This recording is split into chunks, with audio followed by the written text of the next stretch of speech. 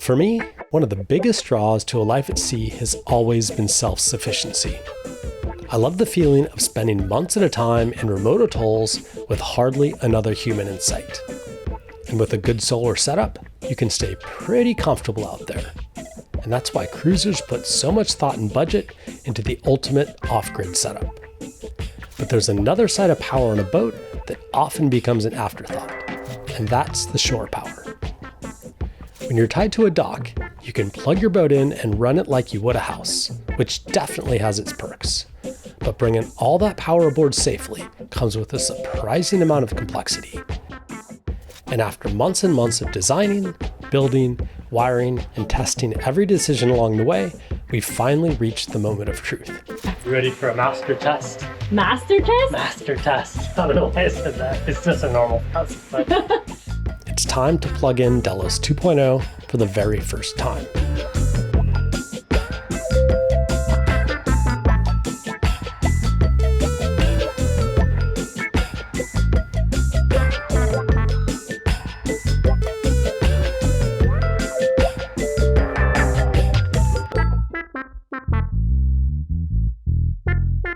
So in today's video, we are going to test the shore power for the first time. We're also going to get into why this is actually such a big project and why do we even need shore power?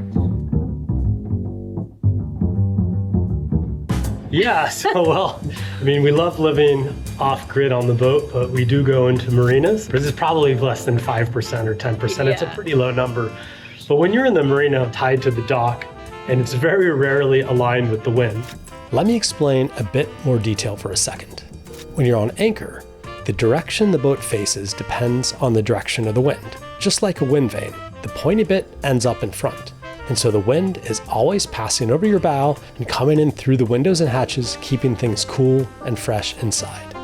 When you're on a dock though, you're set in one stationary direction. So unless the wind happens to be blowing at that specific angle, you really don't get that airflow coming in through the doors, down through the hatches. It's like hitting the side of the boat. And so you're kind of like mostly in hot, humid, stagnant environments and not very comfortable. And that's when we really love to run the AC. There's also a couple of other things, like we've left Delos from time to time. For example, we left her at Red Frog Marina in Panama, where it rains an extraordinary amount. When we left the air conditioning units on dehumidifier mode, which keeps the boat like the whole 2 months. Yeah, like 2 months. Yeah. And it just kept the humidity under 50%. It kept the mold down. So it does have a lot of perks, and it's kind of one of those treats, like you go into the marina and yeah, you can run the AC, you can like have hot showers whenever you want. It's like one of those things, right? You treat yourself a little bit. So that's why. Yeah. It's a comfort of life thing. Yeah. And we've been out here long enough that we deserve to be comfortable. Well, I'd say different voltages is one. So pretty much everywhere in the world except for North America, and I don't know about South America, but certainly in Panama and everything, the voltage was 110 volts. The rest of the world was 220 volts. I do remember you changing that plug out. And there's always a different plug. There's a different plug in Australia. There's a different plug in Fiji. When you get into the US, there's a different plug. All through the Caribbean, it's different. So you end up with all these weird, like hacked together cables and stuff. And it's always a challenge getting plugged in. So we're going to try and fix that. The other thing to consider about shore power is placement. So remember our friend's boat in Panama that we saw smoke coming out of? Yeah. So that scary. was from the shore power. And I've seen it more than once. Typically, shore power connections are put somewhere like on the back of the boat. Yeah. It's exposed to the weather and the elements. It gets wet. It gets corrosion. That creates more resistance, which creates more heat, and it's kind of like a feedback loop until finally... She almost lost her boat. Yeah. It's like super scary. It was super sketchy. Yeah.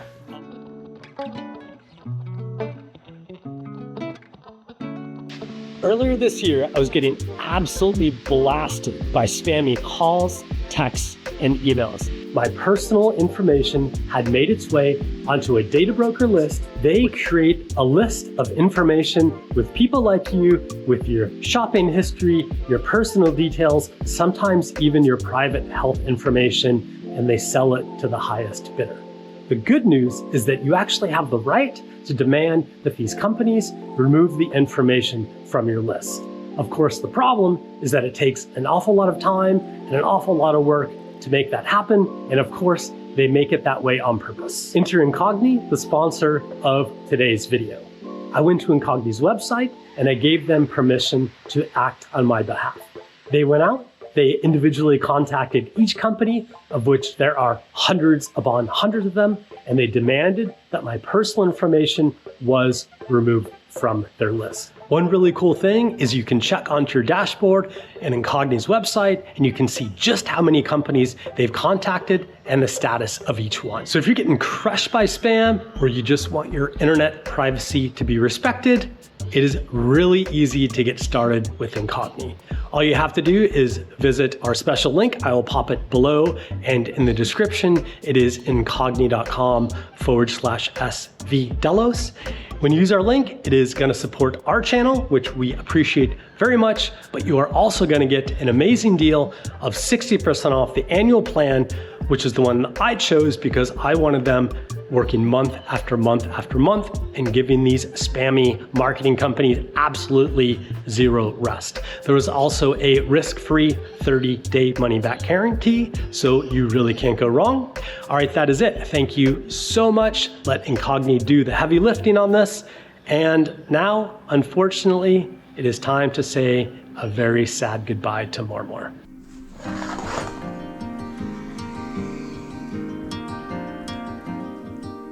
Thank you for the amazing visit, Mormor.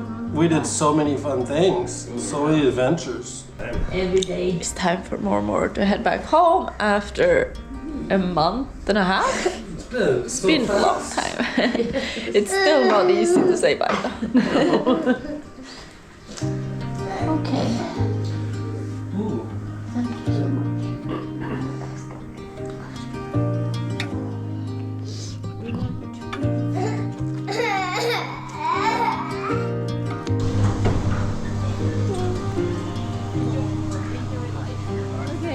What was your favorite thing? Oh, Everything? yes, everything. Having Mom come out to visit is something so special for us. We spent 15 years sailing around the world on Delos 1, and it was hard to be so far away from family for so long. And since we had Sierra, it's gotten even tougher to miss out on that time together. Luckily, over the years, Mom has been able to make the journey out to the many far-flung places we often find ourselves in. But it still breaks our hearts every time she leaves.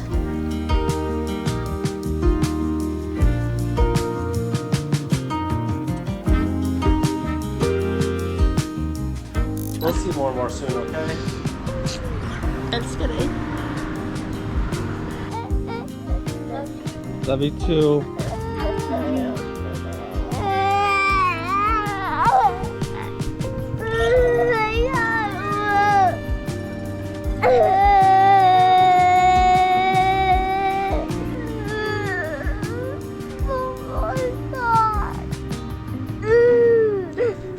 Whoa, I never feel like that gets any easier. I feel like every time we need to say goodbye, it's always like super hard, but for some reason I feel like this time was like extra hard. It was such a good visit, and just being this far away from family, it's hard. It's like, it really sucks. So for Mom to be able to be here for like a month and a half has been so special, and just seeing her and Sierra together is... I was very close with my grandma, and I feel like it's such a beautiful part of growing up, and like the relationship I had with her was just, yeah, really, really special. So to give the same thing, or to, you know, see Sierra and more kind of create that bond, it's yeah, it's so special. Oh, it's just melted my heart.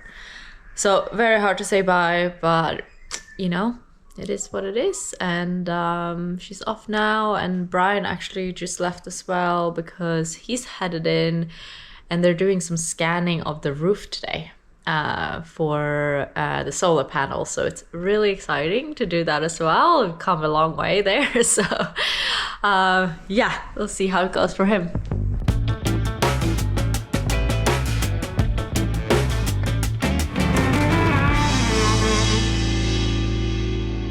All right, good morning. We're here bright and early this morning because we're starting to work on a very cool phase of the project, which is the installation of the solar panels. So our solar panels are going to be from a Canadian company called Open Water Solar, who has come up with a new fabrication technique that's very, very, very cool. So instead of having the normal rigid hard frame panels like we had on Delos, we're going to have some flexible panels that are on a very thin substrate. I'll show you an example downstairs. This is what the panels look like. You can see how thin they are. This is not your average flexible stick-on solar panel. This is a cut above the rest. I'm not going to go into all the details right now, but it's got a sticky pad on the back. This is just a sample. I don't know if you can see the cells in there? Yeah. So they're embedded on top of a layer of fiberglass to give them strength, and then there is a clear coat with traction. I don't know if you can hear that, but it is got some non-slip to it. They get cut out in big sections. Peel the sticky back off, we stick them down. But apart from how lightweight, durable, and easy to install these babies are, there's another massive benefit to choosing them. We can really fill all the area of the roof. So instead of them coming in preset sizes and shapes, we can actually CNC cut to the panel sizes, and it will increase our solar capacity from like 3,700 watts with the fixed panels to over 6,000 watts with the custom cut panels. If those numbers don't mean much to you, the jump from 3,700 watts to 6,000 watts is actually massive. For context, on our previous boat, we had a total of 1,740 watts of solar, and we were living pretty comfortably on that boat. Think smoke machine parties, induction cooking, a freshly caught giant lobster, moonshining, running a floating production studio, and pulling the perfect shot of espresso with breakfast. You get the idea. We weren't exactly roughing it out there. So just by utilizing the space better with these custom cut panels, we'll be adding the entire capacity of our last boat and then some. But in order to do that, we need to have a really accurate representation of the roof, including all the hatches, all the sailing hardware, and everything else like that, which is not on the original Rhino drawings or plans. So this morning we have Cam here from Homecraft Floors, and he's going to be scanning the roof with his 3D scanner. We're going to send it off to Simon at Open Water Solar. Then he'll send us back the panels. So let's go see what Cam's up to.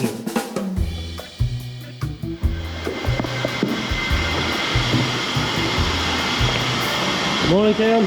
Hey, how are ya? Good.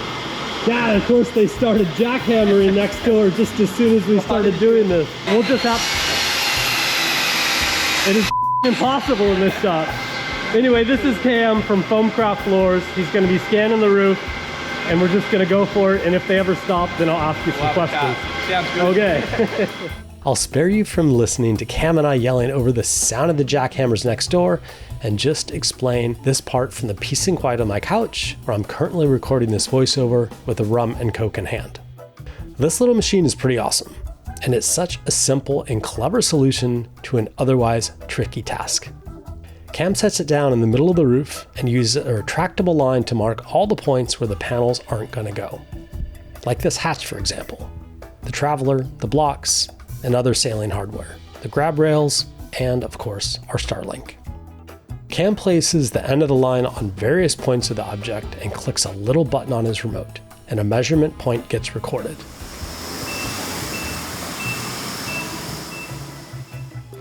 The machine records the distance pulled on the line and the angle it travels to at each point to create a three-dimensional map of the space that's highly accurate down to about 1/10 of a millimeter. In the end, we'll have a DWG file that can get popped straight into any CAD software, and voila, We're ready to get our custom solar panels cut to the exact size we need to fill the space with as little lost real estate as possible. All right, they stopped making noise for the moment anyway. So how are we doing so far? So I finished the scan of the first at the front of the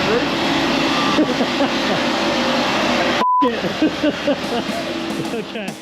After doing the whole forward part of the roof, Cam moved the machine behind the Traveler to finish the aft part, and he would later merge all the drawings together.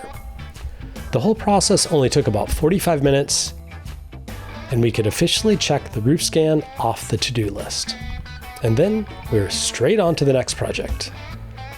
We'll be doing a preliminary test of our shore power setup to make sure the layout works as I intended, and if all goes well, we'll install everything and start putting some power through the system. But first, let me give you the rundown of exactly what we're working with. So what we have here is the shore power plug. So this is the shore side, this is the boat side. We have our voltage going in, this is all unplugged by the way. We have our voltage going into a circuit breaker. And then we have our RCCB, which is, that's what it's called in Australia. I think you may know it as an ELCI. Basically, it's a ground fault interrupt breaker, rated at 63 amp. And then these two are quite interesting things. So these are voltage sensing relays. So basically, what I have them set to do is one of them to turn off when the voltage gets above 125 volts. So when it gets above 125 volts, it trips and turns off. And then the other one, I'm going to program to do the opposite. So when it gets above 125 volts, or I'll probably set it up to like maybe 170 or 175 or something pretty high. So when it gets above 175, it'll auto sense that and it will turn on. Otherwise, it will be turned off when it's below 170 volts. So what that allows us to do is check for shore power. So if we're plugged in to 110 or 120 volt shore power, one of these will be on and one will be off.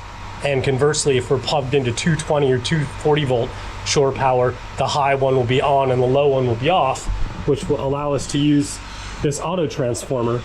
So you put 120 into this guy and you get 240 out. So that's how we'll be able to step up the voltage. We have the same thing on Delos, and then we have the galvanic isolation transformer. After that, this guy only accepts 230 volts, so it's the last thing in the line.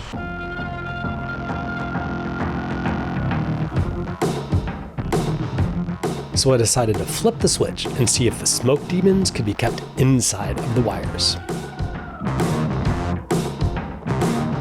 The first thing I turned on was the main shutoff breaker, which would energize everything else. Then I programmed the first relay to turn off or open when the voltage got above 125 volts. The little red light meant the breaker tripped and was open, so I was on to something, which I quickly verified with my digital voltmeter. But that proof of concept worked really well, and I'm happy with it. And now it's time to start figuring out where I have space to fit these guys in the boat. And then, yeah, start putting stuff in. The first step was to make a mounting plate that the auto transformer and isolation transformer could attach to. We're using an HDPE material to physically isolate the electronics from the aluminum hull, and it's one of the many precautions we've taken to prevent galvanic corrosion. Once it was all prepped, I brought it up to the forward tech space located in these compartments here, which is basically like the brain of Delos 2.0's power system. I double-checked that it fit in the space like I imagined, and it was time to tack everything into place.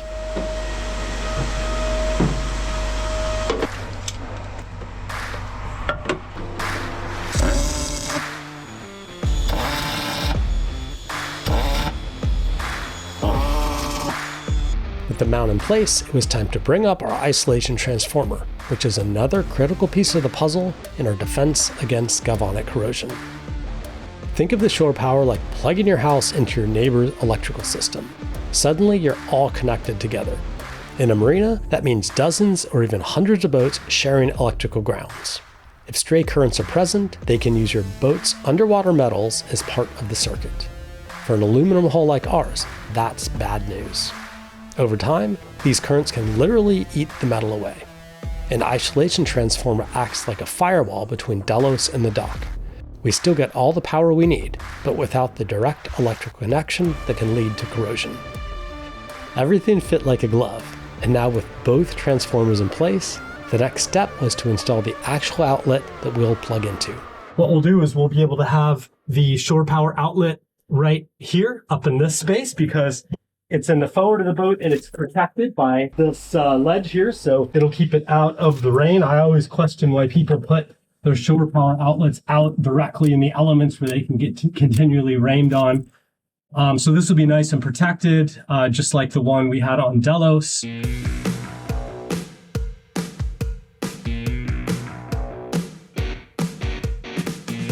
All right, here we go. Time to drill another hole in the boat.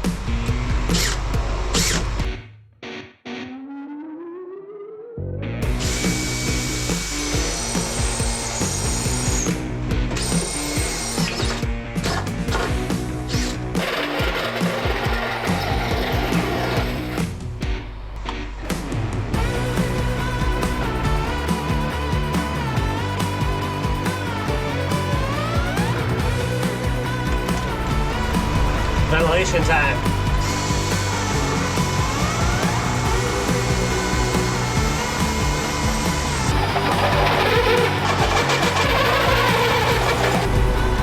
Tough one.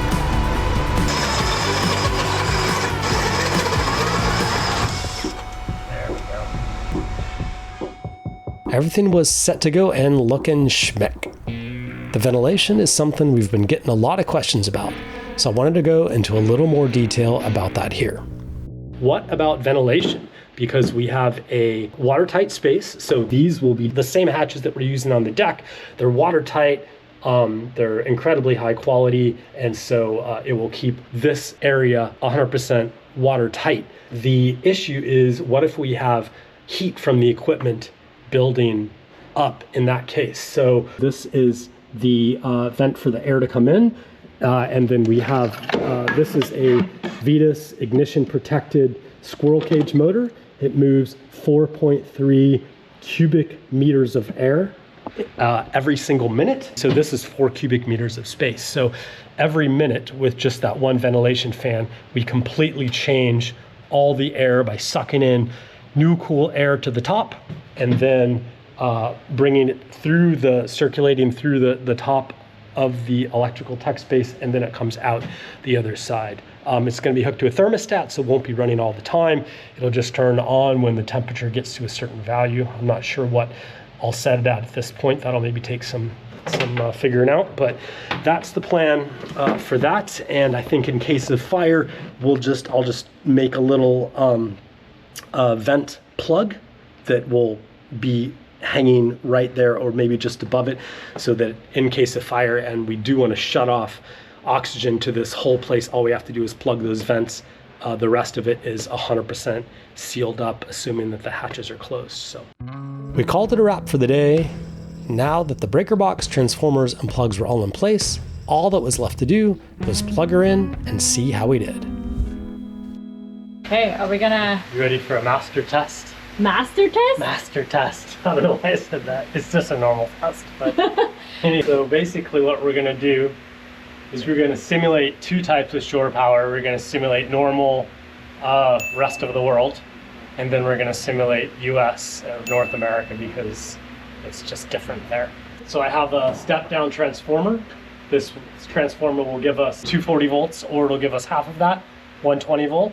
And what we're going to do is we're just going to feed it into the boat before turning any of the breakers on, and make sure that my wiring with the auto transformer that steps it up and the isolation transformer is all correct. So, do you want to get in the hole? Oh good.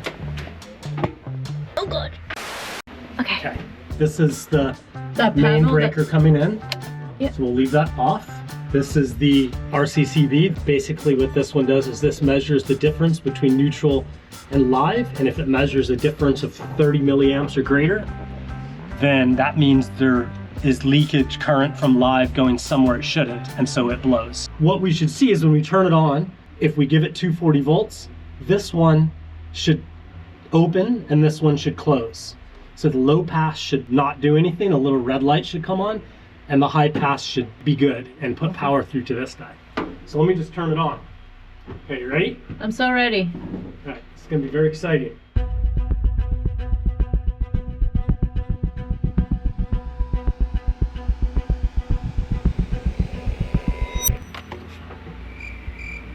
Okay, well, the actual moment didn't quite match the level of anticipation we felt. Some milestones in the build look and feel dramatic. This one might not look like much, but on the inside, we felt more like this.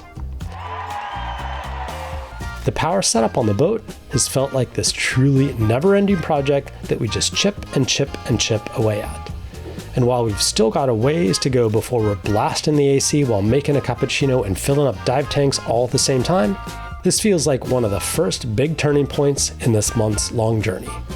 And bonus, everything was working exactly like we planned. Yeah, Okay, that one is red and that one is green. so we have 240 volts, and that is good news. And so now what we want to do is see what happens when we give it 120 volts. So let me plug that in. They should both turn off now. Yeah. We're going to give it 120 volts, and it should do the opposite.